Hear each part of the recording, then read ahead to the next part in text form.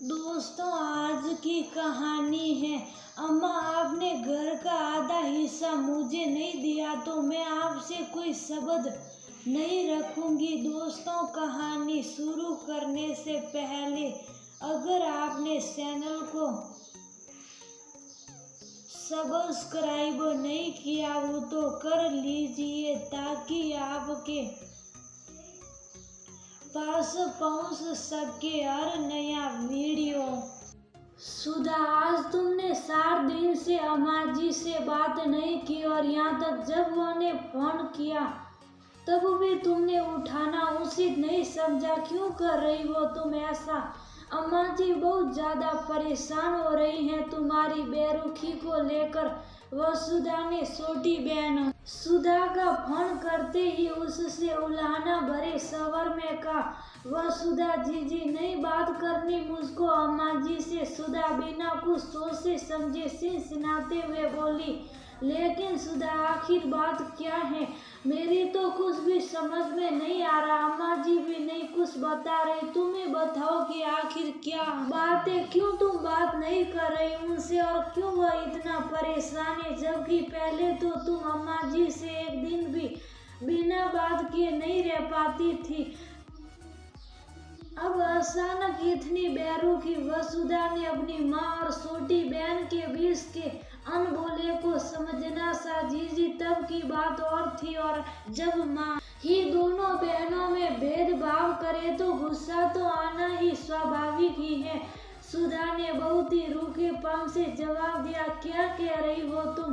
दोनों बहनों में भेदभाव? मेरी तो तुम्हारी गोल गोल बातें कुछ भी समझ में नहीं आ रही है। वसुधा ने हार से शंकित होकर करके पूछा, जीजी अब इतनी नादान तो मत ही बनिए कि आपको कुछ नहीं पता। अम्मा जी भला तुमसे कुछ कभी छुपाती भी हैं? आप तो हमेशा ही मुझसे ज्यादा अम्मा जी की लाडली रही हो, तो भला तुम क्यों अनभिज्ञ होगी?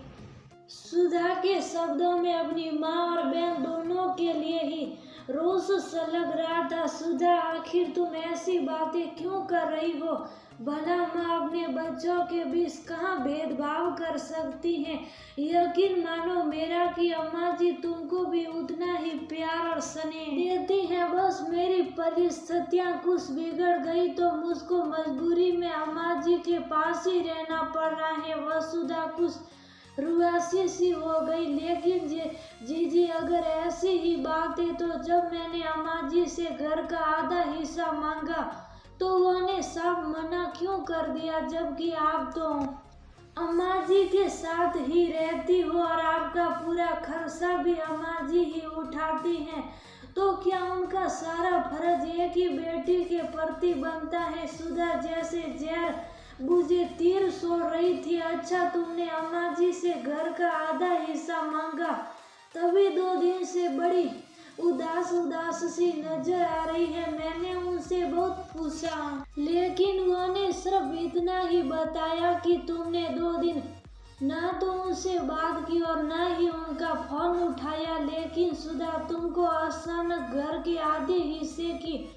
जरूरत क्या पड़ गई? वसुधा ने सुधा से बड़ी आत्मीयता से पूछा, क्यों जीजी, क्या अम्मा जी की सारी जायदाद पर आपका ही हक है? मैं भी उनकी बेटी हूँ, क्या मेरा कोई हक नहीं बनता उनकी जायदाद में?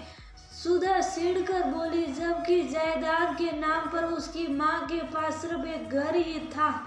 सुधा अपनी बहन वसुधा से क्यों चिढ़ रही थी? चलिए पहले उससे आपको अवगत करवाते हैं। वसुधा की शादी बड़े धूमधाम से रघुनाथ और दामिनी ने की, लेकिन वसुधा अपने ससुराल में खुश नहीं थी। उसके ससुराल वाले और पति सब लोग उसको तरह तरह से प्रताड़ित करते।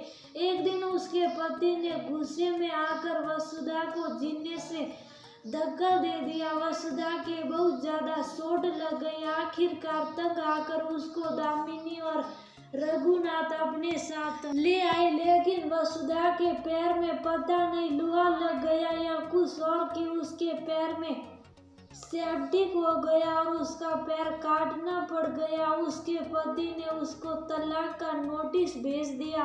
दामिनी और रघुनाथ परेशान तो हो ही गए थे, इसलिए उन्होंने भी वसुधा को तलाक दिलवा ही दिया, क्योंकि जब सही सलामत में ढंग से नहीं रखा वसुधा को, तो अब पैर कटने के बाद कैसे रखते। अब तो वसुधा पूरी तरह से अपने माँ बाप पर आश्रित हो गई। सुधा भी अपनी बहन का ख्याल रखती। तब तक सुधा की शादी नहीं हुई थी। वसुधा का दुख रघुनाथ को इतना अंदर तक दुखी कर गया कि एक रात ऐसा सोए कि सुबह उठे ही नहीं। अब तो उन तीनों पर जैसे गांज ही गिर गई, क्योंकि रघुनाथ एक प्राइवेट कंपनी में नौकरी करते थे। आमदनी का कोई जरिया ही नहीं था। बस गांव में एक खेत और एक छोटा सा पुश्तैनी घर।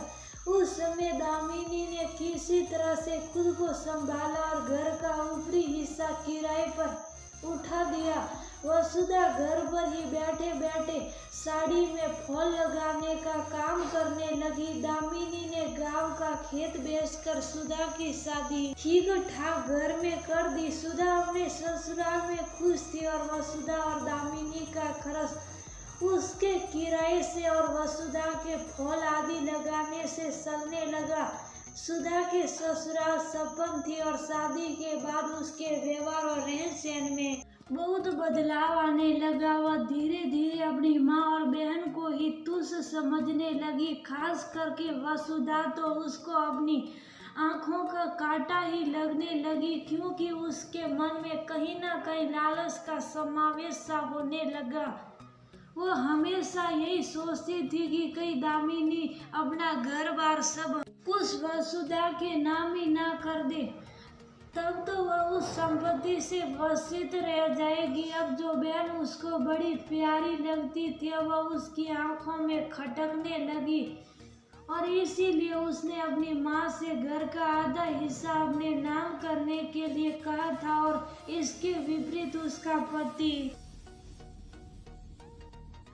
करण बहुत ही नेक दिल और समझदार इंसान, वो दामिनी और वसुधा को पूरा सम्मान देता। दामिनी ने रो रो कर समझाया भी कि सुधा बेटा, वसुधा असहाय है, लाचार है, उसके तो आगे पीछे मेरे अलावा कोई भी नहीं है।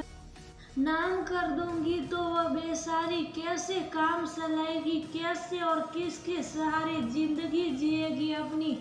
कुछ तो तरह खाओ अपनी बहन पर, क्योंकि घर है ही कितना बड़ा तुम्हारे पास, तो ईश्वर की कृपा से सब कुछ है।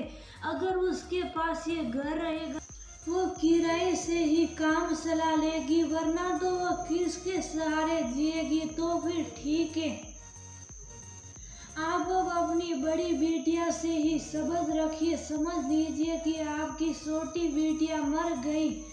और इतना कहकर सुधा ने फोन काट दिया। दामिनी तो अरे अरे ही करती रह गई। इस बात को 4 दिन बीत गए। न सुधा ने सामने से फोन किया और न ही दामिनी का फोन उठाया। सुधा, तुम चिंता ना करो, मैं अम्मा जी को मना लूंगी, लेकिन मैं पूरा ही घर तुमको दिलवा दूंगी, क्योंकि मेरा तो वैसे भी अभी जिंदगी जी उब गया है, मैं आधा हिस्सा भी नहीं लेना चाहती, कहकर वसुधा रोने लगी। लेकिन तब तक पीछे से दामिनी आ गई। नहीं वसुधा, मैं इस घर को किसी भी हालत में सुधा के नाम नहीं करूंगी।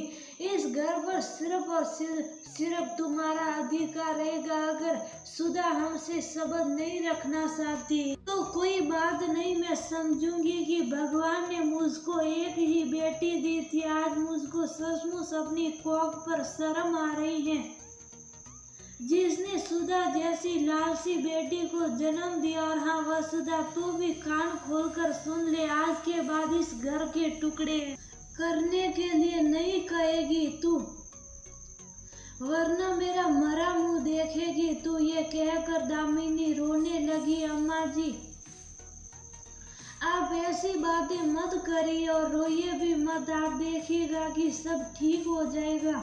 आप ही तो कहती है कि भगवान पर भरोसा रखो।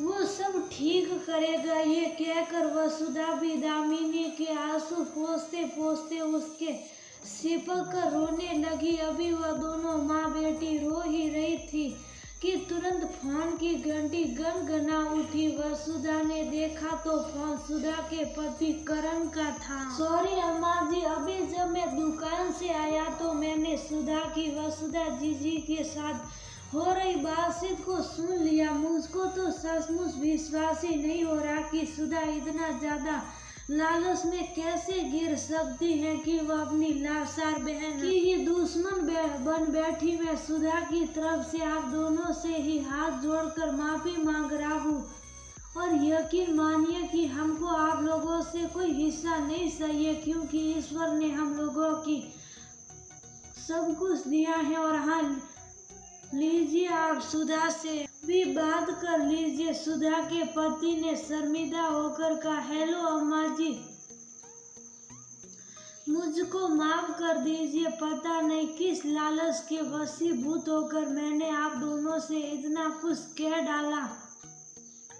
करण तो सचमुच मुझ पर बहुत ही ज्यादा नाराज हुए, लेकिन आप दोनों ही हमको माफ कर दीजिए, क्योंकि करण कह रहे हैं कि जब तक आप लोग हमको माफ नहीं करेगी तब तक वो भी हमसे बात नहीं करेंगे। ये कहकर सुधा फोन पर ही रोने लगी। कोई बात नहीं सुधा बेटा, कभी कभी इंसान लालच के वशीभूत होकर अपने रिश्ते नाते सब दांव पर लगा देता है, लेकिन मैं सचमुच भाग्यशाली हूँ